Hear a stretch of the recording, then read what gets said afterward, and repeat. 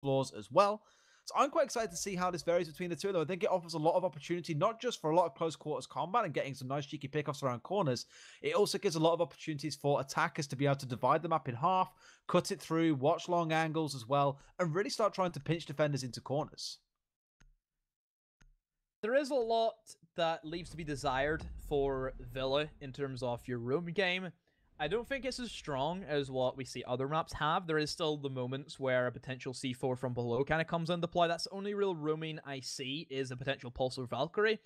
Overall, I think it kind of suits more of the anchor playstyle. Operators like Echo, Maestro, Doc all excel because there's a lot of long corridors that you want to try and play with those ACOGs. A lot of different angles you can really use and abuse. As we head into the banning phase, Maverick and Ying off the board.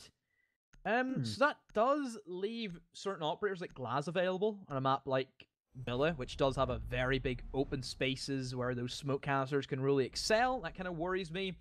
Good ban, I think, coming in from GoSkilla is the Pulse. I think just overall he excels in this particular map. You get a lot of intel, so many options you can play with Pulse, a lot of unique ways.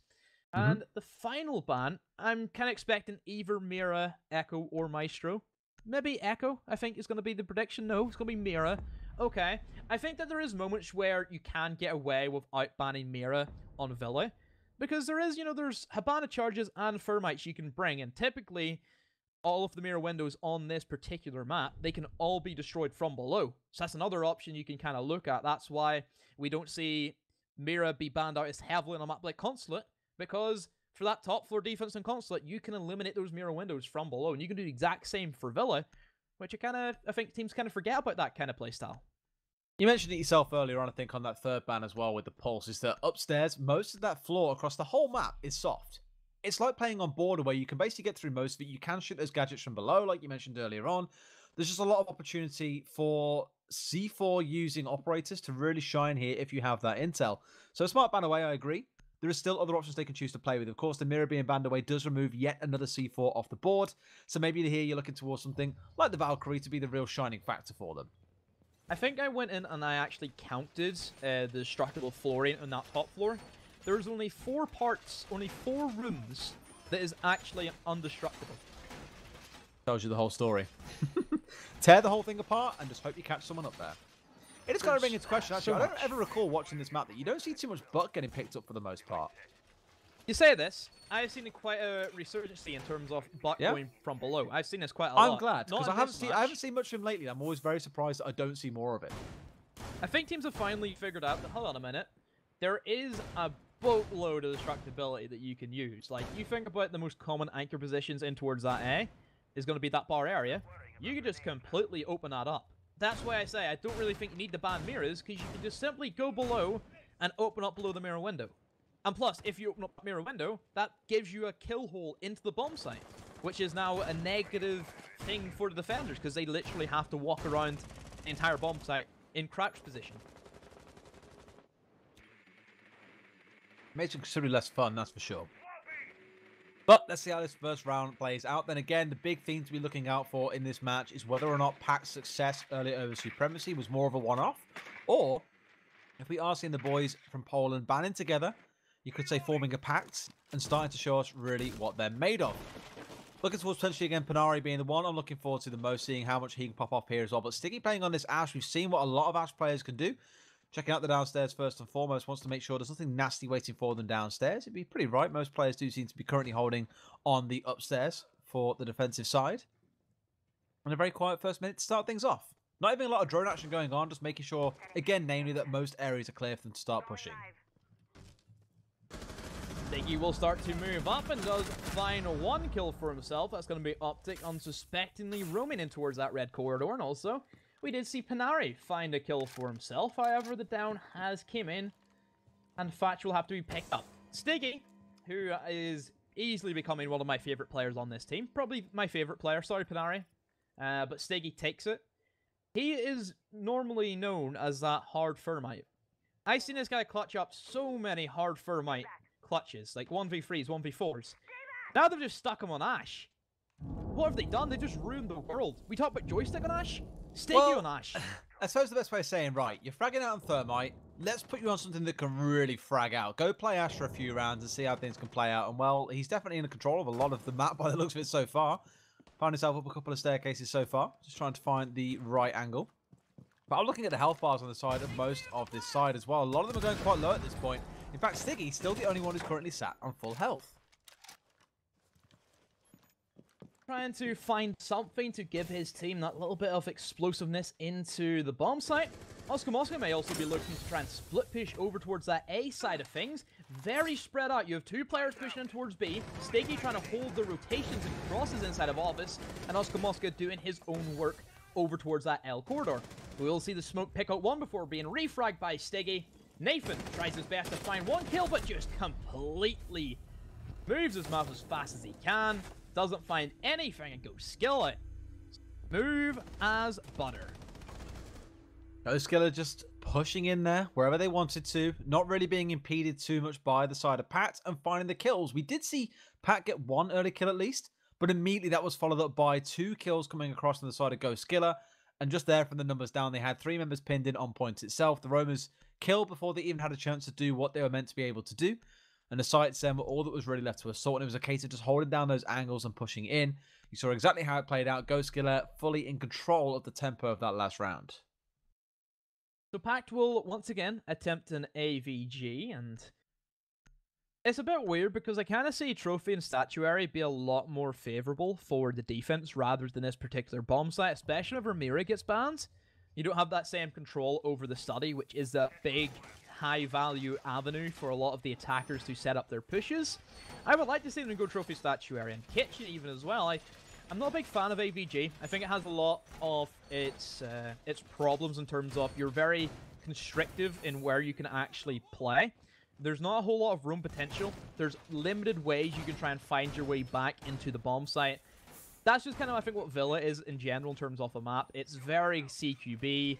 You can get shot away from a lot of the action very quickly. That L corridor is a massive way to close down any rotations as an attacker. If you take control of that, well, whoa, no defenders are getting anywhere near the bomb site. I like that they've actually swapped out the Maestro for the Echo here as well. Purely on the basis that with the Maestro, you're looking more towards a Valkyrie style play where you have that intel as they're coming in. You let things kind of just play around that way where you're more letting them still do what they want to do, but they have to be wary of where your gadgets are. With the Echo, I think they're fully aware that most of the time here, you will find GoSkilla will get where they want to go. They'll get on site, they'll get plants down, and that Echo is purely there just to play disruptor when they do start going for that push. So what I would quite like to actually see is give more room away, as weird as it sounds, give more room away to GoSkilla in this round, let them push if they want to push in, and then react to what they're doing once they're actually on site and not really too sure where to go from there. Yes, the defuse will probably go down, but you still have that Echo to be able to push in, and as we all know, that's a nice big gun that he's sat on as well, being able to do a lot of work when the pushes do come through. I would just like to bring Maestro and Echo. Yeah, no? Why not? They're both unbanned. I always come back to it. If 1 or 2 of those defenders are available, you pick them as much as you can. Maestro and Echo literally are the strongest anchors in the game that we have seen for quite some time. Sure, smoke's always going to be there, but the way that we can see the intel being gathered by Maestro and Echo is so strong. That's why we are seeing so much defender-sided wins, is because of intel. Every single strong defender who is usually banned out, they all give intel. Mira, intel. Pulse, intel. Valkyrie, whenever she gets banned out, intel.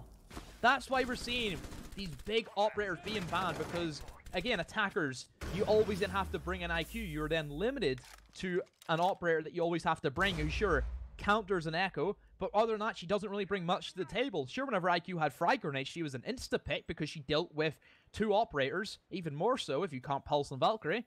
But then also, she provides more explosiveness in terms of the attacking prowess she has. Optic begins with his roam game, but very quickly gets shut down by Stiggy as he picks up a double kill. What did I say? This man is a demon. Unleash the beast, get him off Thermite, put him on Ash, and he will become Ashmite. Ultimate fragger, ultimate god apparently for his team.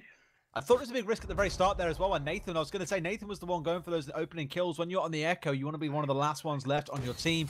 The Jaeger, being the more expendable member of the team, should be the ones going for those early fights. Not that it matters, because the grenade will see to the end of him. And quite rightly so, Bandit sat in a bit of a bad spot right here, pinned him behind bar. Got to be wary both angles. They're in a 3 versus 2. Stiggy is alive by the skin of his teeth. But into a 3 versus 1, it won't matter. Panari finding that final kill. And Pat will go down. Another round goes over to GoSkilla. Not as clean as maybe the last round was, but still a victory nonetheless. Still explosive, I'll tell you that much. It was Absolutely. still right up in there. GoSkilla taking no boundaries. They are playing really rapid. Like, really quick. This has been a completely different playstyle than what we've seen in our previous 2 matches, where Supremacy and PACT was a very slow round, but maybe that's just because it was Clubhouse, and then Vitality M&M.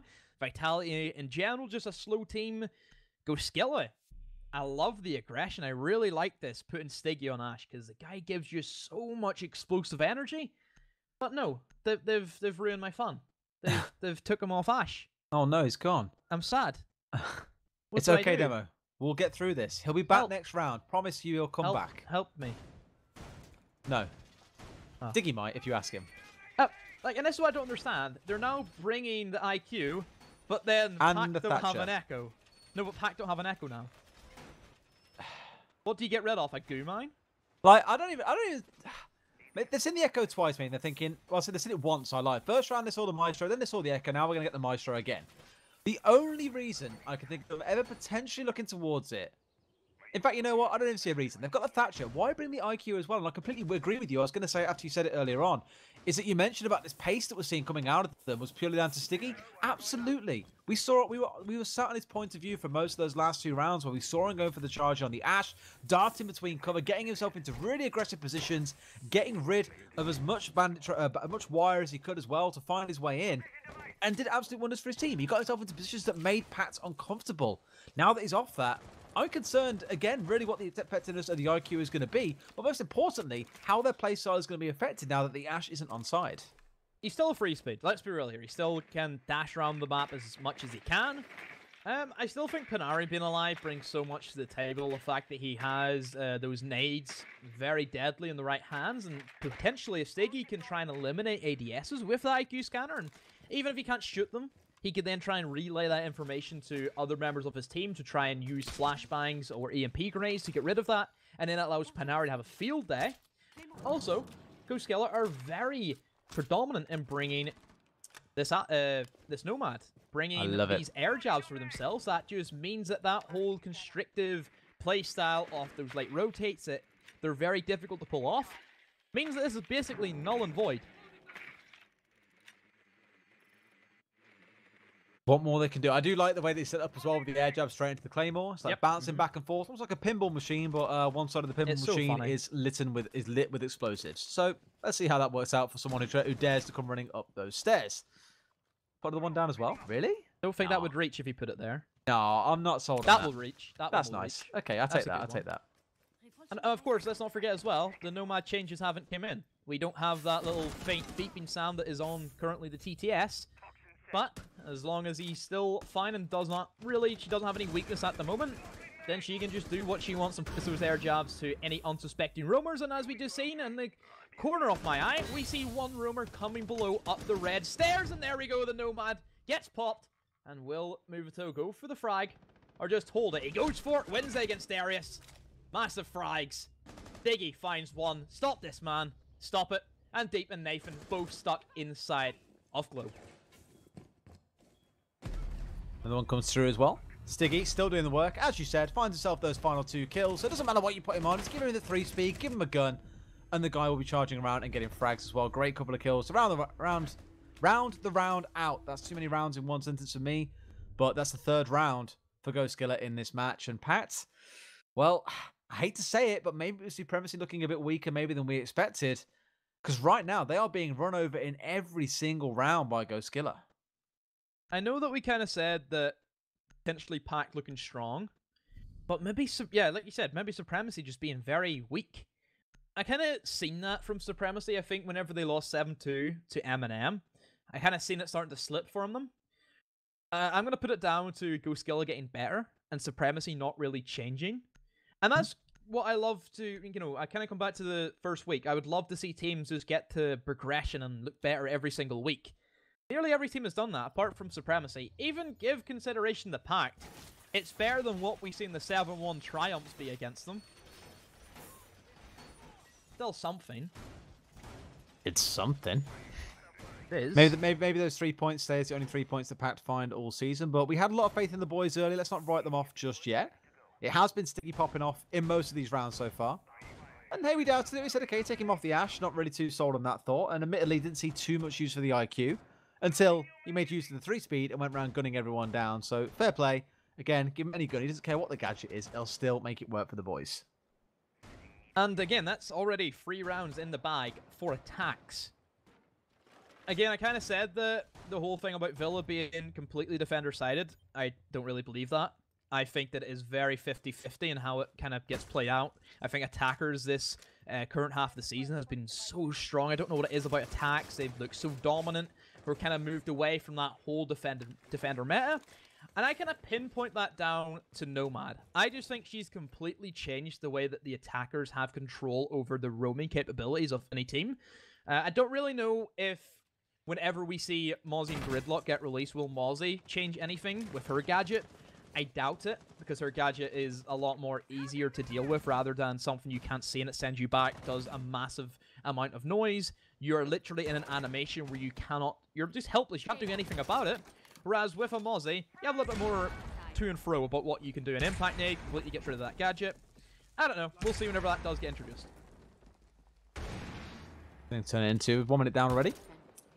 Pretty standard assault coming through here as well when it does come to assaulting in towards this point. It's more about taking out this eastern wall, pushing in from there, but it's always that wall to get it open. It's the only way you see a lot of gadgets being stacked up.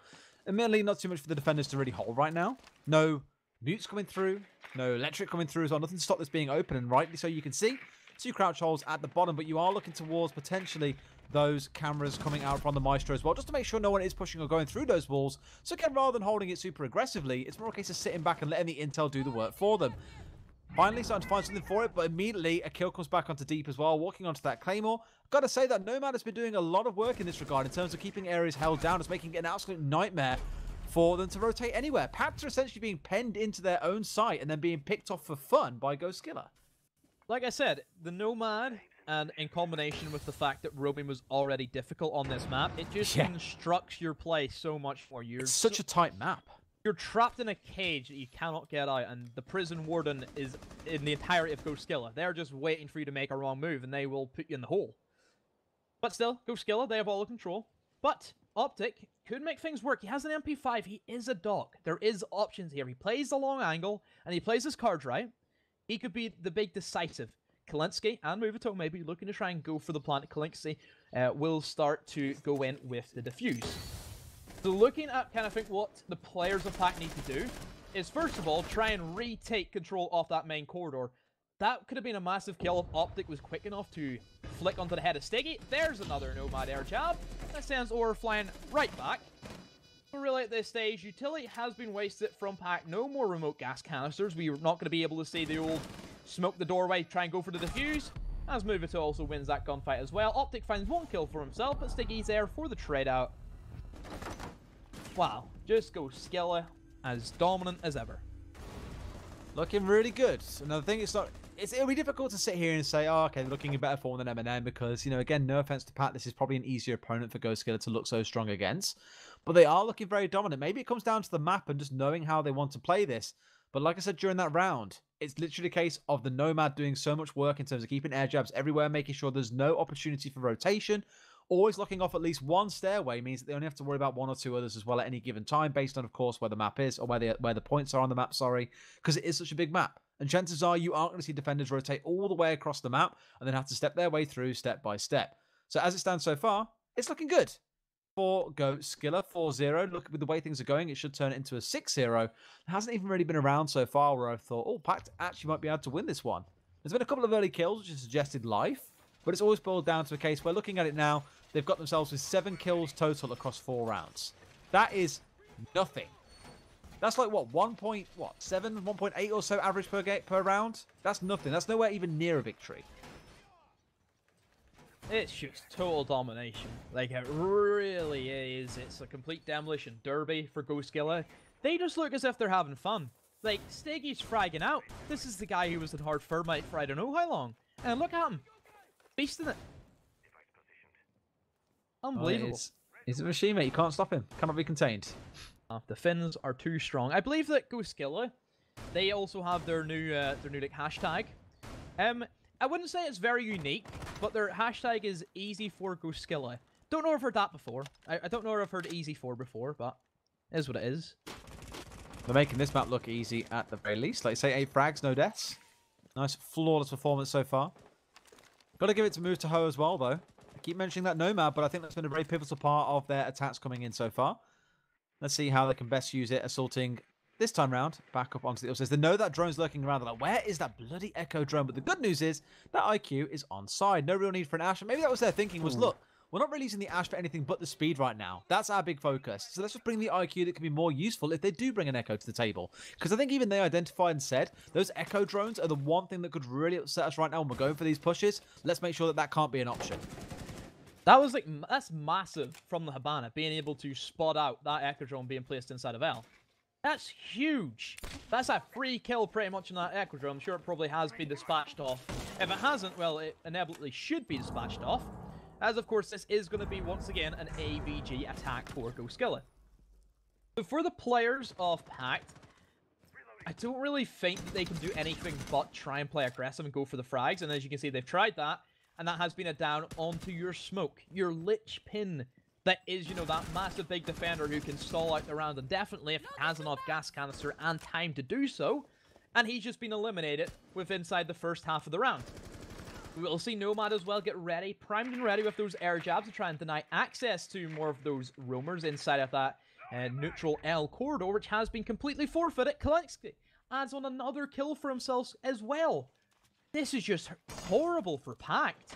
If I was PACT, if I was in PACT, I would not want to be playing this game right now. It's a horrible situation because as the rounds stack up, you become more and more demotivated as well, and things do fall apart more as time goes by. Oscar, there we go, 5 versus 1, and there's the 8th kill of the whole game so far coming through as Nathan finds out a move to Ho. But Stiggy's there with a knife to bring down Nathan and pretty much round that one out, just ready to go. I think he was actually going for the wire and caught him out instead. You'll probably see it right here. You can walk through and go for it. Yeah, he does. Unfortunate, but these things happen. And it's just turning into more of the same. This is the problem, I think, for Pat, is look at how much room we saw, how much time he spent on move to Ho there in his FPS the whole of that round. We saw him running around in the POV with a pretty much free control to go wherever he wanted. The one time we saw a scan come out from the drone was there were 2 members lying down on point, and he was like, oh, well, that's easy pickings for me. No one was even watching the angle. There's no contest being put out by PACT here. They're not pushing off site.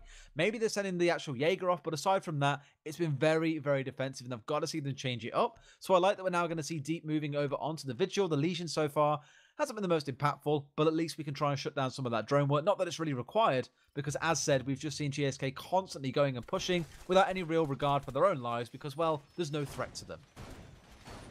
I don't want to say it, because every single time I have seen a team on the verge of a 7-0, they've always managed to make it a 7-1. I never see 7-0s. I don't think we've seen a 7-0 inside of this competition so far. But could this be the first time, as we do head once again to our final defense, to the enjoyment of PACT, their final defense on Villa, even though it is statistically, the stats don't lie, a defender side at map, but I say that's not true. As again, as you can see, the stats say this is an attacker side at map.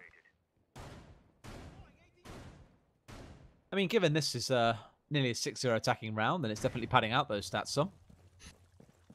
What you want to see from GoSkilla. Again, one of those top 4 teams are pushing towards that upper area where you are playing against the likes of, well, it would have been Supremacy, but in this case, not Supremacy. You got likes of M&M looking towards Trust. So a performance like this will be very, very convincing, I think, given on how they played earlier on today as well. Of course, they beat N 7-2, which is the kind of scoreline you want to be seeing as a dominant show of affairs coming into the final 2 weeks. And by the looks of things, this map might end up being a 7-0, which would be an incredibly dominant. In fact, thinking about it, I don't think we've actually seen a single 7-0 so far this season. Everything has been at least 7-1. This would be the first one if they can keep on going all the way. That's it. That's down to the Iron Giant that is at the moment. GoSkilla. They are starting to move their way in, and once again, they're very predominant on taking from one side of the map over to the other. This is the correct way to do it. Then what you need to do, sure, you may say, oh, but if they're only attacking from the north side, they have no control over towards Study. The difference is, they will then rotate players such as Hibana, such as Stiggy, over towards that Study, and then open up the wall with the Hibana pellets. Because once you have control of this area of the map, that means Bandit can no longer Bandit trick because you will be seen from this position Stiggy is starting to hold. Again, I come back to the same issue of they've literally just walked up to this point for free and picked someone off for free. PACT are not adapting. They're not watching angles. They're not putting people in the right place. They're making it far too easy for GoSkilla. Where is the team that we saw put up a fight earlier on against Supremacy? Where are those big time step-ups that got them the 3Ks, the 4Ks in those rounds, and the big clutch performances? Because right now, GoSkilla are literally tearing them apart, uncontested. PACT are on Clubhouse at the moment, I think. That's what PACT we know. They're still asleep from earlier on and still just dreaming about the success they had. They're like, guys, they're still playing Supremacy. You know, they're kind of the same sort of colours. Mate, that's in their heads, absolutely. Yep. Sadly, not to the same result. GoSkilla being dominant. Darius gets 1 kill for his troubles, but still at a disadvantage nonetheless. And there will be another Toxic Bay being deployed. Only 1 more left for the Smoke. Stiggy looking to play aggressive once again, and he wins the gunfight. Has he died? I don't think he has. Another kill for Nomad. Oh, my word. This one is just versus 4, 1 versus 3. This is chaotic. This is GoSkilla. This is Smoke being stuck inside of a 1 versus 3 with hardly any health. And Oscar Mosca, a clean sweep. 6-0 attacks on the bounce. Possibly. I don't know. Chat, help me in this. Is this the first time we have ever seen a 6-0 attack on Villa? On Villa is an interesting question. I'll have to go back through and find out every single game that we've seen played. I don't think we have. I will sit here and click through now and just find out if there was a single one. I have no idea. Like, I don't think I've ever seen anyone on attack go 6-0 up. I've seen 6-0 defender side at Villa. Never seen 6-0 attacker side at Villa. Never. And potentially a 7-0 first one of the season as well. That's the scariest part of it. Still clicking. I'm into week 1. Unless there's one in week 1, which I don't believe there was, then yes. That is the first 6-0 attack we have seen on Villa in Challenger League. Boy. Well, if any team was going to do it, it would have been PACT to get it done too. I think that was, we'll give them the benefit of the doubt. If I was a betting man, I was saying who would get 7-0. I had real high hopes of the underdog. Like, they've just been beaten down again. Like, but look at that, 11-1-0. Stiggy. I said this. Deaths. I said this. I know a good player when I see one. I said this about Citizen, and we've seen the stuff he could do. I said this about Leon, and he still hasn't impressed me, so I'm still waiting for that one. He'll be on Twitter straight away calling you out for that one, I'm sure. No, he won't. He knows his place. Wow. Not watching you do Challenger League, apparently, is the answer. But this could be pretty much the final round done and dusted. Yes, it is the first which decides. We're going to see Stiggy picking up the Valkyrie. The question is, can he keep that perfect record, or will there be a pick-off, basically? That's the stage of this we're at till now, right? We know this game is a done deal. There is pretty much guaranteed 0 chance that PACT will pull this one back. I would put my life savings on them not being able to pull this back. Now, I'm sorry, guys. That's just how well GoSkilla are playing right now.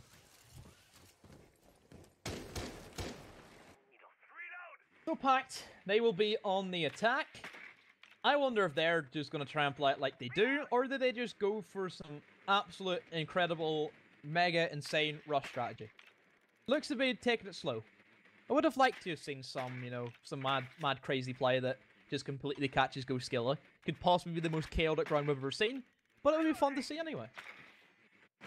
Well, in this case, the big thing for me I want to see different is how aggressive they get with the hole. Kind of like you just said there, is to see them play differently to how PACT play. Because PACT literally just lay down the point, quite literally in most cases, and waited to die. And that was it. But now they're going for the same sort of strategy that we saw employed earlier on. No Claymore being placed down because we've seen the breach charges being brought out by this Nomad at the very least rather than the Claymore. It's how we choose to see them react. Whether they go for this push, you can already see them kind of creeping forwards here as well, being a little bit more extended forward rather than just giving free access onto the point itself. They are at least holding a couple of aggressive angles, more towards the north side than the south. But I imagine once they're aware that when PACT are coming in from the south side, we will see more of them rotate down that way to hold down the front line. PACT taking it very slow, much more slower compared to GoSkilla. You can see the complete difference in terms of playstyles and attack, and that's where I think GoSkilla fits in their own playstyle. Like, GoSkilla, you have to give credit to them. Their aggression was strong, but was also, they kind of knew when to peek and when not to peek. They were not overextending themselves. They're not going straight in trying to go for the quick aggression rushes. That's not what they're really doing. They're aggressive in terms of their room clear out, and looks to be very aggressive on their room game as well, as already 2 players will fall from PACT. However, we will see the refrag come in. Another kill as well from Oscar. As a 2 versus 4 it goes into. We're starting out kind of how we go. Stiggy is still alive, boys. That's what we're all riding on today. Stiggy staying alive until the very end and not going down once. He's only got 2 more kills to go, and then he's managed to do it out as well, but he's finding himself in the thick of things. Not going to get dropped down just yet, but it looks like for the most part, PACT is still trying to siege on towards this point, but constantly being paused back, constantly being stopped, constantly being held at bay. Those smokes are down, we're into the final 30 seconds. Out comes another one. That's the final man of PACT left standing, and now the hunt begins. Can we see the final members wrap this one up? Can Stiggy get that final kill to buff out that perfect KDA just a little bit more? That was only great need to, and they need to be aware that I think actually there's that Nomad sat up here on towards the side. This will onto the air jab, not going to be required. Panara gets that final kill. Stiggy with a perfect game, and the first 7-0 we are going to see all season long coming through for GoSkilla. That is GoSkilla making a statement. That is them putting themselves out in front of everyone and saying, try our Villa. Because I don't think a lot of teams want to. Take and us Stiggy, to Villa, boys. man of the moment. Man of the moment. 11-0. Incredible. Incredible. And just when we were getting upset about him being on the IQ, it turned out actually to be just as productive as what his Ash was. And I thought for a while that, yeah, okay, IQ, playing more utility focus, maybe the team need it right now. Didn't need it. He just wanted to play a 3-speed who could look out for any dodgy traps. And I imagine a lot of it came down to just being wary again of where those echoes were. But once that was dealt with, there was nothing PACT could throw at him to upset him or potentially bring him down. So just quite freely strolled through. 11-1-0. Thank you very much. And again, the first 7-0. So GoSkilla, a very solid day for them with 2 victories over End and PACT. They'll be more than happy about that one. For PACT, that supremacy victory was just a bit of a pipe dream. They go back down to the usual streak of what we've seen with the most crushing defeat they've had all season so far. If there's one thing to take away from this matchup, which there really isn't a lot for us to really dive into, it was a complete stump. It's just the extremeness that GoSkilla have in terms of their attacks and how quick they entered the building and how good they are at their room clear out, because they really did not slip out once in terms of taking the fight to whatever room we're trying to go for. Another thing to show is the impact that Nomad has on a map like Villa, where already Villa was very limited in terms of what you can do as a roamer, because there is a lot of different flank watches that nullify that effect. Nomad just does that job. You don't even have to put an extra man doing that. So overall, GoSkilla looking so strong, PACT. Well, back to what we expected of you. Not a lot. Yeah. Harsh way to put it after we spoke so highly of him earlier on, but these things happen, right? It was more now. It is, but again, my big concern comes in now about supremacy. Because they lost to PACT earlier on. They're currently facing off against End, and the latest score update I saw from that was it was 3-3.